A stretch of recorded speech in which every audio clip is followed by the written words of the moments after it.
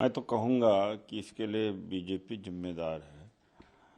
2016 में जब नोटबंदी कर दी, इस बात को कहते हुए कि काला धन अब ख़त्म होगा, तो क्यों नहीं ख़त्म हुआ, एक बात।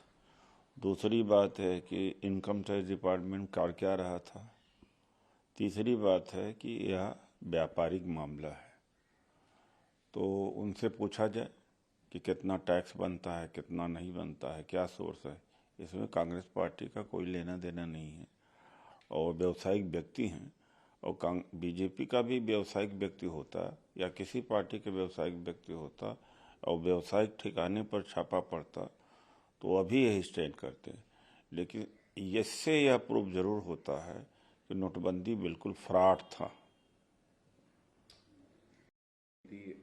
मुख्यमंत्री नहीं चुन पाई है, ऑब्जर्वर्स वहां पे गए हैं, कोई क्लैरिटी अभी तक नहीं आई है। शिवराज सिंह चौहान ने एक राम राम का ट्वीट किया, लोगों ने सोचा कि शायद वो अपनी आखिरी पारी खेल रहे हैं, संन्यास करेंगे, मगर बहरहाल बाद में उन्होंने डिलीट कर दिया। भूपेश बघेल ने बोला है कि कौन बनेगा सीएम, ये जो 3 राज्यों में है, ये कौन बनेगा करोड़पति की तरह चल रहा है। नहीं, 2 दिन मात्र देरी हुई थी कर्नाटक में सरकार बनाने का। मीडिया में वही चर्चा होती रहती थी कि डीके शिव कुमार और वहाँ के मुख्यमंत्री हैं, उनके बीच झगड़ा है, कांग्रेस में फूट पड़ गई, सिद्धरामैया नाराज हैं, अब तो क्यों नहीं बन रही है। 7 दिन हो गए।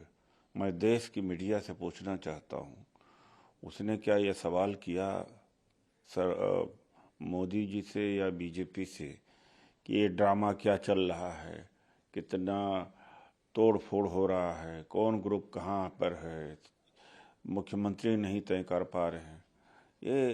ये बड़ा पक्षपाती तरीका है, और ये तो जितना ही गलत करेंगे या जितना देर करेंगे या जितना सिर फुटौबल बीजेपी में होगी, उसको तो कहा जाएगा कि अच्छी बात है, और कांग्रेस की खता न होकर के उसको खता बता करके प्रचार करते हैं।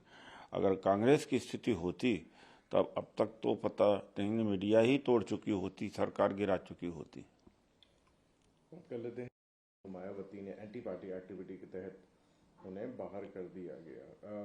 कैसे देख रहे हैं जो एंटी पार्टी एक्टिविटी तो कर ही रहे हैं, अब अडानी के खिलाफ बोल रहे हैं, और महुआ मोइत्रा के साथ खड़े हुए हैं, और मायावती जी बीजेपी के साथ हैं। तो जो बीजेपी के साथ है, बीजेपी की लाइन लेना चाहिए था, वो बीजेपी के खिलाफ काम कर रहे हैं। तो मैं नहीं कहता हूँ कि सुश्री मायावती ने निकाला है उनको, बल्कि बीजेपी से कड़ा संदेश भेजा गया कि इसको निकाल बाहर रखो।